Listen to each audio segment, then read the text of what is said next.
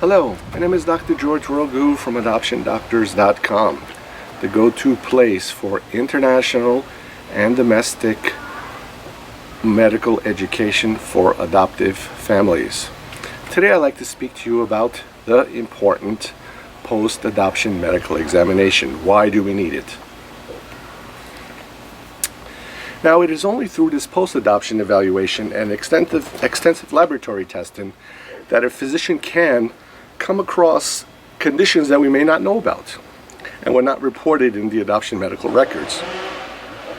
The purpose of this evaluation is to uncover medical conditions that may not have yet presented themselves clinically. We use this as an opportunity to rule out diagnoses or conditions that may have been suspected on the pre-adoption medical evaluation.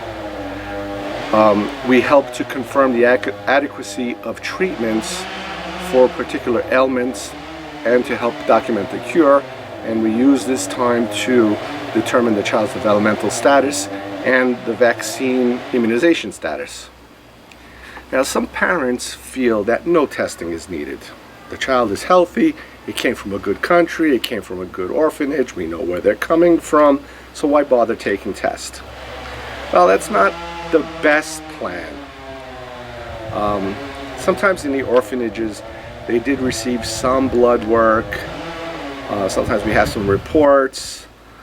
Some parents feel that they had a visa physical examination and that most children are healthy, so there's no reason to check these children. That's not correct. Now, in regards to the visa medical examination, what is the purpose of the visa medical examination? The visa medical exam is basically to make sure that the child is breathing and does not harbor any communicable diseases that can be brought into the United States.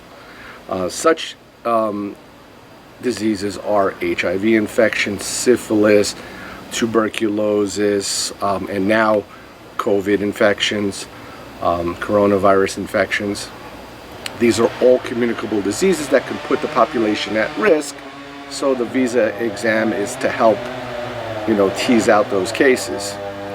This exam consists of a very brief physical examination and medical history intake. Sometimes they perform a chest x-ray on the child to make sure that they don't have active tuberculosis in the lungs, because tuberculosis is something that is transmitted through the lungs and the respiratory system, and it could be affecting other people.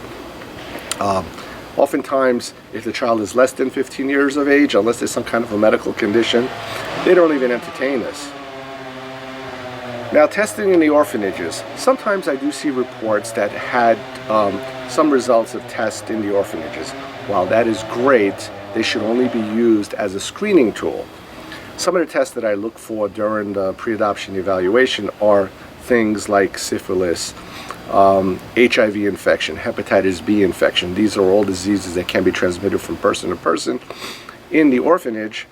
And if the child is HIV positive, that does not mean he's not adoptable, but the parent that's going to be adopting this child should be made aware of it to see if their life could handle such a chronic health condition. It's not fair upon these parents to not know and then to find out in the United States that the child had a problem. The validity of these tests, however, need to be reconfirmed when they come to the United States. They should only be used as screening tools. Now, after the child arrives to the United States, when is the optimal time to get this post-adoption medical evaluation? My opinion is that the child does not need to come to the physician right away. Wait about 2 weeks. The child first needs to get accustomed to the new house, to the new family, to the new parents. I need the parents to interact and live with the child and see how the child is actually doing, to tell me something when they arrive to the office. I do also recommend that the parents immediately post-arrival avoid overstimulation on this child, avoid trips to Disneyland, avoid large gatherings, because the child, where they lived in a small secluded orphanage for many, many years, all of a sudden you take them to a place where there's a million things happening, they're just going to overstimulate and have overload. And you should also try to avoid an immediate visit to the physician's office. I've heard of parents wanting to come to see me right after they arrive to JFK Airport. That's pretty silly.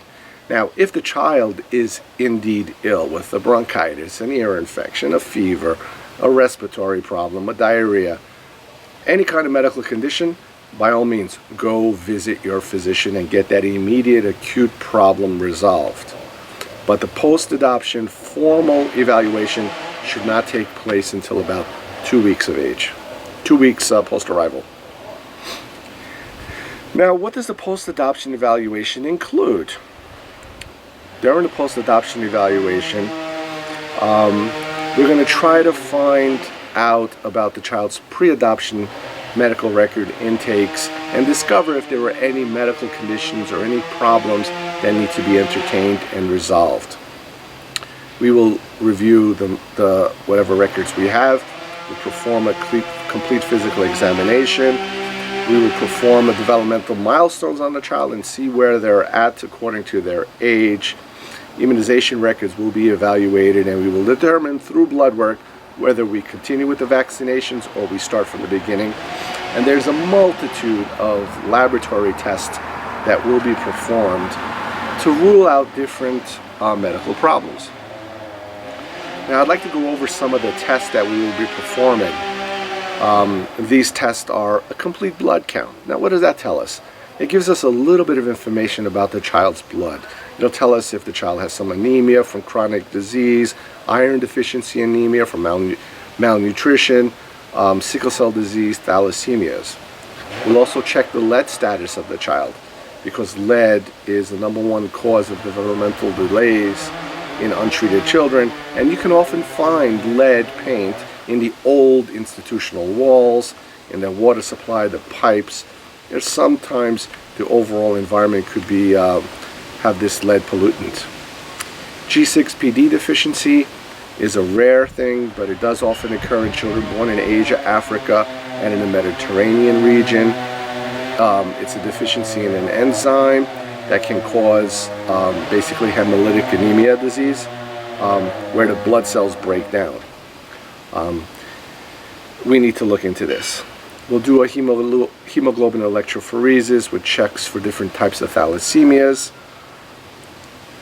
Very, very important, HIV, because that checks basically for AIDS. If the child is HIV positive, then we need to get the child the appropriate medications and visits to the appropriate specialist. VDRL checks for syphilis, which is frequently transmitted from a mother to child. The hepatitis B panel will help us to determine whether the mother transmitted hepatitis B to the infant, or it will help us with the immunization status of the child. Checking for hepatitis C, another disease that's transmitted from the mother. Other blood tests that we like to look at are calcium and phosphorus, because through that we'll check to screen for rickets. A urinalysis we'll use to check the kidney function. We'll do a multitude of stool specimens to check for different types of intestinal parasites, Giardia infections, which are very, very common in institutions. Many children don't grow well, they have chronic diarrhea, and Giardia is a waterborne parasitic infection, easily treated with a medication in the United States. Different stool cultures will be ordered to check for intestinal bacteria. Routine comprehensive metabolic panel, which is a multitude of different blood tests, which will give us some information about the child's liver functions, kidney functions, electrolyte status, and the overall medical condition of the child. We'll check for routine thyroid to look out for thyroid disease, and we will perform a PPD, which will check for tuberculosis. Immunization titers are very important because we need to check the status and to see where we need to start, restart, continue, or go from the beginning. Some final thoughts on testing and post-adoption evaluation. As you can see, there will be a lot of blood drawn from these children. It is very stressful for both the parent and the child. I would recommend that these blood draws be performed over 2 visits, because a lot of blood needs to be drawn, and it should be spread out over a week's time. Once again, if there are any questions, feel free to email me, and my name is Dr. George Rogu from AdoptionDoctors.com, the go-to place for domestic and international adoption medical education. If there's ever a need for medical records evaluations or medical education, visit our website and we'll be there to help. Ladies, let's go.